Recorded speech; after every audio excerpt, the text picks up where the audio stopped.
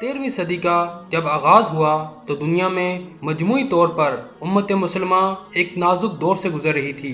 اسی اثناء میں دنیا کے نقشے پر ایک نئی سلطنت ابھرنا شروع ہوئی۔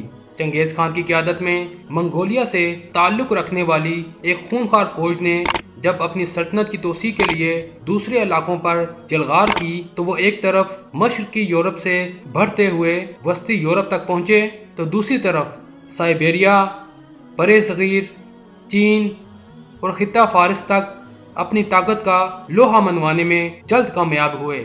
منگول فوجوں نے ظلم اور بربریت کی جو داستانیں رقم کی وہ رہتی دنیا تک اپنی مثال آپ ہیں۔ منگولوں کے مظالم کے آگے دنیا کی تمام بڑی سلطنتیں دم توڑ رہی تھیں۔ دوسری طرف سلطنت خوارزم نے خراسان، ایران، شام اور عراق میں آل سلجوق کے بیشتر مقبوضات کو فتح کر لیا تھا۔ اس وقت ان کی قوت اوج شباب پر تھی۔ چنگیز خانی طوفان نے اپنی تمام ہولناکیوں کے ساتھ سلطنت خوارزم کا رخ کیا اور اس کو پاش پاش کر ڈالا۔ اس سلطنت کی تباہی کے بعد وہاں پر موجود ترک قبیلے کسی محفوظ جگہ کی تلاش میں ہجرت کرنے لگے۔ ان میں زیادہ تر قبیلے چرواہے اور خانہ بدوش تھے۔ جہاں سرسبز علاقہ اور پانی نظر آیا وہیں خیمہ گاڑ کر ڈیرا ڈال لیا۔ ان ترک قبیلوں میں سے بعض ایران اور شام پہنچے جبکہ کچھ نے مصر کی جانب ہجرت کی۔ ان ترک قبیلوں میں سے ایک قبیلے کا نام کائی قبیلہ تھا۔ کائی قبیلہ باقی قبیلوں سے کچھ بڑا اور طاقتور تھا۔ یہ نہایت جنگجو قبیلہ تھا۔ اس قبیلے کے سردار سلیمان شاہ تھے۔ کائی قبیلہ سلیمان شاہ کی سربراہی میں اپنے وطن خراسان کو چھوڑ کر مختلف ملکوں میں گھومتا ہوا شام کی طرف جا رہا تھا۔ اسی اثناء میں دریائے فرات عبور کرتے ہوئے سردار سلیمان شاہ ڈوب گئے اور جاں بحر نہ ہو سکے۔ سلیمان شاہ کے 4 بیٹے تھے، سنگر تکین، گندوغدو، ارطغرل اور دوندار۔ سلیمان شاہ کی وفات کے بعد کائی قبیلہ منتشر ہو گیا۔ سنگر تکین اور گندوغدو اپنے اہل خانہ اور بہت سے ساتھیوں کے ہمراہ اہلت چلے گئے۔ جو لوگ بچ گئے انہوں نے ارطغرل غازی کو اپنی شجاعت اور بہادری کی وجہ سے کائی قبیلے کا سردار چن لیا۔ ارطغرل غازی نہایت بہادر، نڈر اور جنگجو شخصیت کے حامل تھے۔ آپ اپنے قبیلے کا دفاع کرنا خوب جانتے تھے، لہٰذا آپ اپنے چھوٹے بھائی دوندار اور تقریباً 420 گھرانوں پر مشتمل لوگوں کے ہمراہ ایشیا کوچک طرف روانہ ہوئے اور سلجوقی سلطنت میں داخل ہو گئے۔ سلجوقی سلطنت کے اس وقت کے حکمران سلطان علاء الدین کیقوباد اول تھے، جو اپنے عدل و انصاف کی وجہ سے بہت شہرت رکھتے تھے۔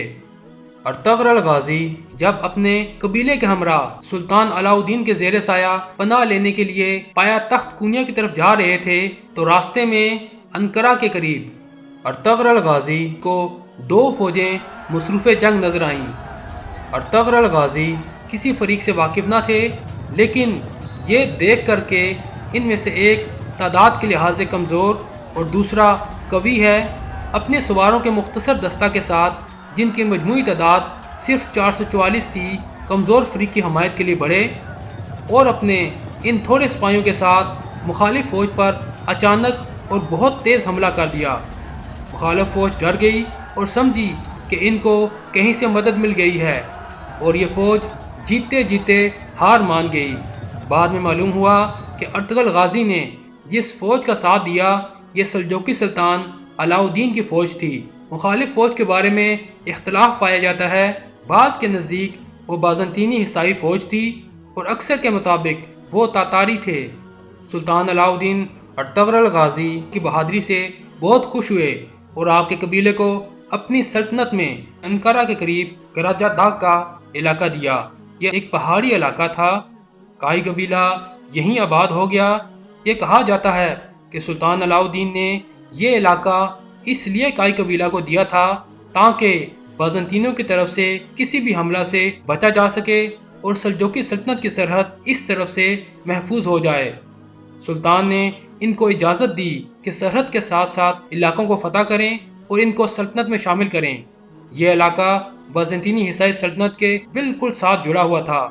ارطغرل غازی نے کچھ ہی عرصہ میں اپنی شجاعت اور بہادری کا سکہ بٹھا دیا۔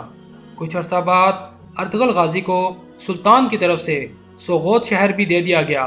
ان فتوحات کا نتیجہ یہ ہوا کہ باقی بہت سے ترک قبائل بھی ارطغرل غازی کے ساتھ مل گئے اور انہیں اپنا سردار تسلیم کر لیا۔ اس طرح ارطغرل غازی کی قوت روز بروز بڑھتی گئی اور ان کا اقتدار گرد و پیش کے علاقوں میں قائم ہونے لگا۔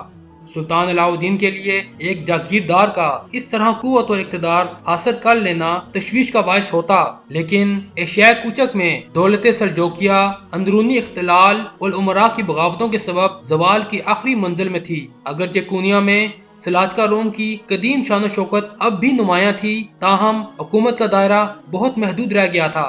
ایک طرف تاتاریوں نے کئی علاقوں پر قبضہ کر لیا تھا تو دوسری طرف عیسائیوں نے قدیم بازنطینی صوبوں کے اکثر حصے واپس لے لیے تھے۔ اس کے علاوہ متعدد سلجوقی سرداروں نے خود مختار حکومتیں قائم کر لی تھیں۔ سرحدی علاقوں میں جنگ کا سلسلہ عموماً جاری رہتا تھا اور تاتاری حملوں کا خطرہ کبھی دور نہیں ہوتا تھا۔ ایسی حالت میں ارطغرل جیسے دلیر سردار اور نائب کی فتوحات سے علاء الدین کو بجائے تشویش کے ایک گونا اطمینان نصیب ہوا اور اس نے ارطغرل غازی کو مزید انعامات عطا کیے۔ چنانچہ جب جنیشہر اور بروسا کے درمیان ایک جنگ میں ارطغرل غازی نے سلطان علاء الدین کے نائب کی حیثیت سے تاتاریوں اور بازنطینیوں کی ایک متحدہ فوج کو شکست دی تو سلطان نے اس کا صلہ میں اس کے شہر کو بھی ارطغرل غازی کی جاگیر میں دے دیا اور پوری جاگیر کا نام سلطانونی رکھا۔ نیز ارطغرل غازی کو اپنے ہراول دستے کا سپہ سالار مقرر کیا۔ اس وسیع علاقے میں بکثرت چراگاہوں اور زرخیز زمینوں کے علاوہ متعدد قلعے بھی تھے، لیکن سلطانونی کے اکثر حصوں پر خود سر امیروں کا قبضہ تھا اور اس جاگیر پر اپنا تسلط قائم کرنے کے لیے ارطغرل غازی اور ان کے بعد ان کے بیٹے عثمان غازی کو مدتوں جنگ کرنی پڑی۔ 1281 اور بعض کے نزدیک 1288 میں ارطغرل غازی نے 90 سال کی عمر میں انتقال کیا۔ ارطغرل غازی کی زوجہ حلیمہ خاتون سلجوقی شہزادے غیاث الدین مسعود ثانی کی بیٹی تھیں۔ حلیمہ خاتون کے بدن سے ارطغرل غازی کے 3 بیٹے گندوس، سافجے اور عثمان پیدا ہوئے۔ ارطغرل غازی کی وفات کے بعد آپ کے جانشین آپ کے سب سے چھوٹے بیٹے عثمان غازی تھے۔ عثمان غازی بھی اپنے والد کی طرح پکے مسلمان، بہادر اور حوصلہ مند تھے۔ انہوں نے بھی فتوحات کا سلسلہ جاری رکھا۔